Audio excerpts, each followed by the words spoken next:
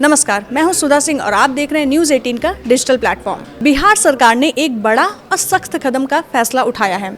अगर किसी शादी, बारात, सार्वजनिक कार्यक्रम, वाहन या बाजार में अश्लील, डबल मीनिंग या जातीय भावनाएं भड़काने वाले गाने बजाए तो सिर्फ चेतावनी नहीं बल्कि कानूनी कार्रवाई भी हो सकती है। सरकार ने साफ कर दिया है कि ऐसे गानों के खिलाफ भारतीय न्याय संहिता यानी BNS की धाराओं के तहत कार्रवाई की जाएगी।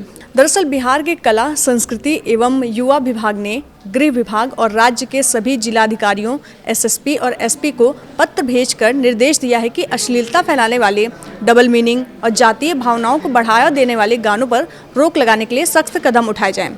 सरकार का मानना है कि ऐसे गाने समाज में भाईचारा और सौंदर्य को मजबूत बनाने के बजाय कटुता, तनाव और आपसी मतभेद को बढ़ावा देता है।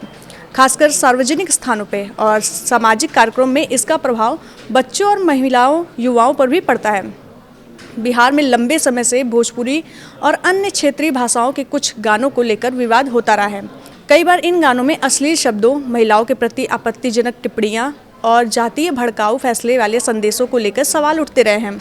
अब सरकार ने साफ कर दिया है कि व्यक्तिगत की स्वतंत्रता के नाम पर सामाजिक मर्यादा और कानून व्यवस्था के खिलवाड़ नहीं होने दिया जाएगा।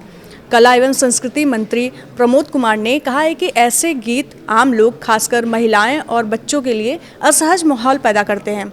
उनका मानना है कि बिहार की समृद्धि, लोक संस्कृति और लोक भाषाओं की गरिमा बनाए रखने के लिए ये बेहद जरूरी है। अश्लील और डबल मीनिंग गीत सामाजिक मूल्यों के खिलाफ है और कानून व्यवस्था के लिए ये चुनौती बनते हैं।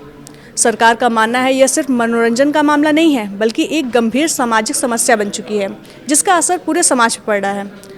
दिलचस्प बात यह है कि यह मुद्दा नया नहीं है। इससे पहले भी बिहार विधानसभा में इस विषय पे सवाल उठाया गया था। वर्ष 2023 में भी अश्लील और डबल मीनिंग भोजपुरी गीतों पर कार्रवाई की मांग की गई थी। उस समय भी सरकार ने इसे कंटेंट के खिलाफ सख्त रुख अपनाने को आश्वासन दिया था। बीते कुछ वर्षों में बिहार पुलिस और सरकार समय समय पर ऐसे गानों के खिलाफ अभियान चलाती रही है। सार्वजनिक स्थानों, बसों, ऑटो और समारोह में अश्लील गीत बजाने पर कार्रवाई के निर्देश पहले से दिए गए थे। लेकिन सवाल यह है कि क्या सिर्फ कार्रवाई से समस्या खत्म हो जाएगी? क्योंकि एक तरफ भोजपुरी संगीत उद्योग तेजी से बढ़ रहा है, वहीं दूसरी ओर कुछ कलाकार और निर्माता लोकप्रियता हासिल करने के लिए विवादित और भड़काऊ कंटेंट का सहारा लेते हैं। सोशल मीडिया के दौर में ऐसे गानों में लोगों को बेहद तेजी से ऊपर पहुंचा रही है। यही वजह है कि सरकार अब सिर्फ गाने बनाने वालों पर नहीं बल्कि सार्वजनिक रूप से ऐसे गीत बजाने वालों पर भी नजर रख सकती है।